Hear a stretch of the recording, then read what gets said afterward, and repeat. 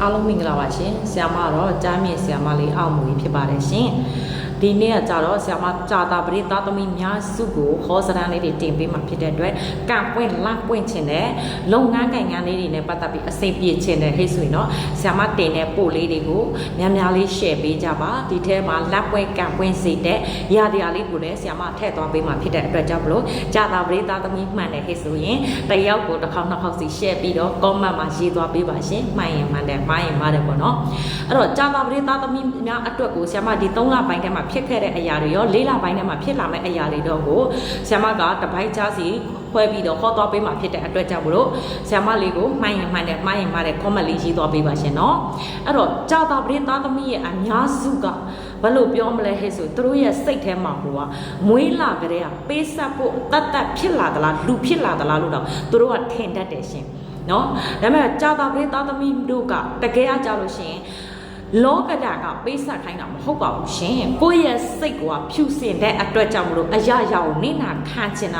အရာရာကိုသူများကောင်းဖို့အတွက်မိသားစုရှိရေးအကောင်းဖို့အတွက်တွေကိုကိုကနေနာခံပေးတာဖြစ်ပါတယ်เนาะဒါပေမဲ့ဘယ်လိုပြောမလဲဆိုရင်တနေ့ကြာတာပရိသတ်သမီးတွေရဲ့စိတ်သဘောထားကအရန်လဲနူးညံ့တတ်တယ်လို့လုပ်ငန်းကိုင်ငန်းနဲ့ပတ်သက်ပြီးအစသူတို့ကဇွဲကောင်းတတ်တယ်မိသားစုရေးပေါ်မှာကစအပုပင်တော့ကကြီးတတ်တယ်ဘယ်လိုပြောမလဲဆိုရင်ကြာတာပရိသတ်သမီးတွေရဲ့အများစုကအစွဲလန်းကြီးတယ်เนาะတစွတ်တို့တစွတ်ကဆန်တတ်တယ်ခေါင်းမာတတ်တယ်အယူကြီးတတ်တယ်အစွဲကြီးတတ်တယ်ပေါ့အဲ့လိုမျိုးလေးတွေရှိတတ်တယ်တခုခုဟိတ်ဆိုသူတို့ကအမြဲတမ်းတစိတ်စိတ်တွေ့ပြီးတော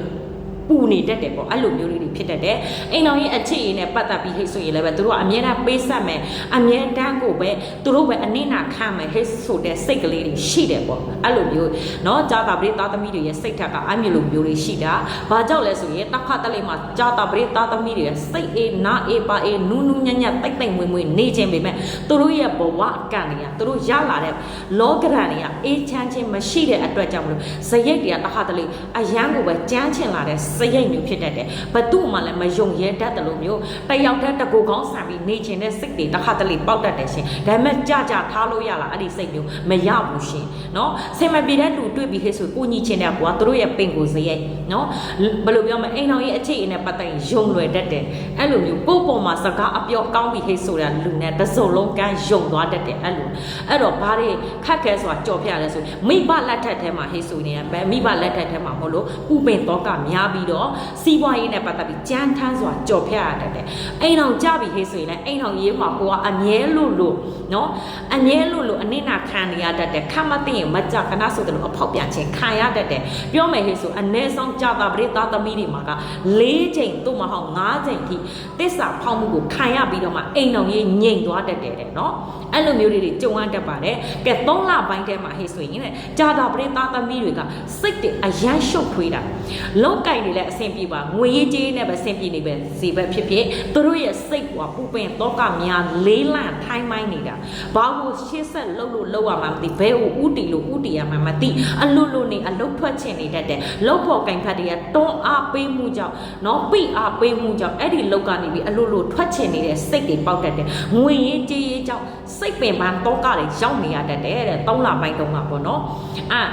်ငွေရေးကြေးတွေနဲ့ပတ်သက်ပြီးဟိုဘက်ကငွေဒီဘက်ကိုရောက်ဒီဘက်ကငွေဟိုဘက်ကိုရောက်ပူပင်တော့ကတွေများငွေရေးကြေးနဲ့ပတ်သက်ပြီးအဆုံးနဲ့အရှုံးလေးတွေများတတ်တယ်ရှင်ဒါပေမဲ့ကြာတာပရိသတ်သမီးတွေငွေနဲ့ပဲဖြစ်ဖြစ်အပူပင်တော့ကနဲ့ပဲဖြစ်ဖြစ်ပူရတာကိုယ့်အတွက်များလားသူများအတွက်များလားဆိုသူများအတွက်ကပိုများပါတယ်ရှင်နော်ဘယ်လိုပြောမလဲဆိုရင်ကြာတာပရိသတ်သမီးတွေကကြာပန်းနဲ့တူတယ်ရှင်မွေးလာပြီးအဲ့ဒီပန်းလေးတွေပွင့်လာဖို့အတွက်ကိုလည်းသူတို့ကဘယ်လိုပြောမလဲဆိုရင် short တွေဘွန်းတွေနော်ရေရဲ့ရိုက်ကမှုတွေကဆိုသူတို့ကအဲ့ဒီຢာတွေကိုတွန်းကန်ပြီးမှ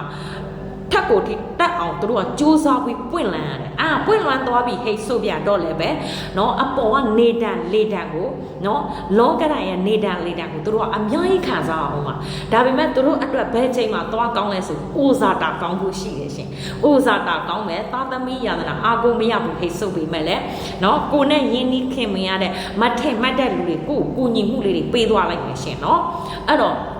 လေးလာပိုင်းထဲမှာဟေ့ဆိုလို့ရှိရင်တော့ကြာတာပရိသတ်သမီးတွေက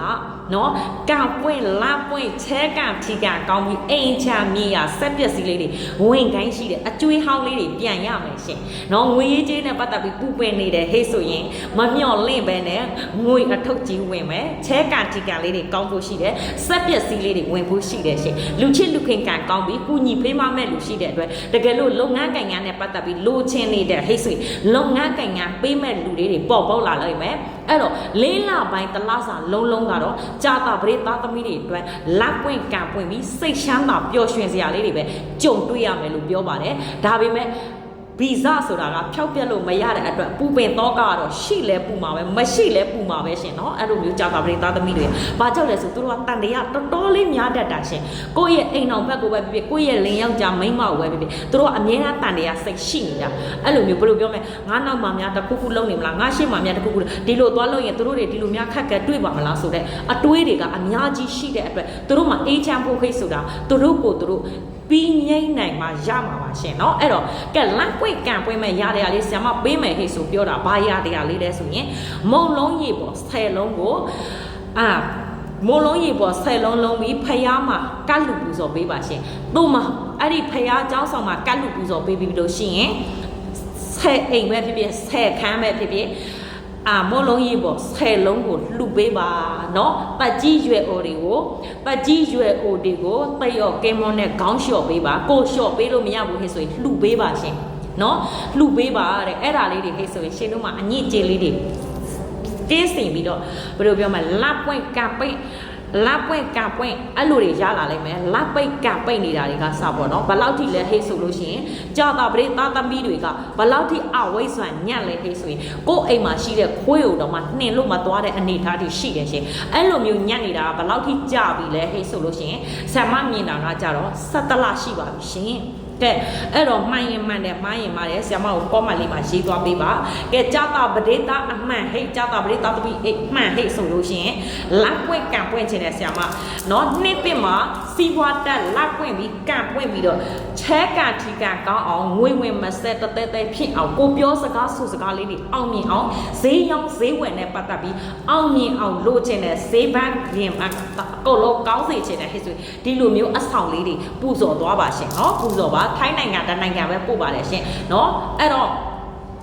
စာမှုပွဲဖြစ်နေတဲ့လူတွေရှောက်လာတင်ထားတဲ့လူတွေနိုင်ငံရဲ့ခြားထွက်မဲ့ကြာတာပရိသတ်သမီးတွေလေးလပိုင်းထဲမှာလုံးဝအောင်မြင်နေရှင်ကိုယ်ပိုင်စီးပွားရေးနဲ့တိဆောက်ချင်နေတဲ့လူတွေအခုကတော့လမ်းစာရှာမတွေ့သေးဘူးဒါပေမဲ့ကိုယ့်ရဲ့ကိုယ်ပိုင်စီးပွားရေးတွေထပ်တည်ချင်နေတဲ့လူတွေခိတ်ဆိုရင်လေးလပိုင်းထဲမှာကုညီဖေးမမဲ့လူပေါ်လာပြီးလုပ်ငန်းကိုင်ငန်းနဲ့ပတ်သက်ပြီးအသင်ခွင့်မဲ့ဟိဆိုလုံးဝအကောင်းဆုံးအချိန်ဖြစ်ပါတယ်ရှင်ကဲအဲ့တော့ဆရာမလေးရဲ့ဟောစရန်ကိုကြိုက်တယ်ဆိုရင်အသက်ပေး share ပေးပြီးတော့မှန်ရင်မှန်တယ်မှားရင်မှားတယ် comment လေးမှာရေးသွားပေးပါရှင်ဆရာမတော့ထိုင်းနိုင်ငံဖလန်ဆောင်ခရမ်းတလေး26လမ်းမှာနေပါတယ်လာကိုယ်တိုင်လာရောက်မွေးမြန်းချင်တဲ့ဟိတ်ဆိုရင်လည်းရပါတယ်ရှင်ကဲပူပင်တော့ကများငြိမ်းချမ်းပြီးတော့မိသားစုတွေပျော်ရွှင်စရာလေးတွေကြုံရပါစေလို့ဆရာမဆုတောင်းပေးပါတယ်ရှင်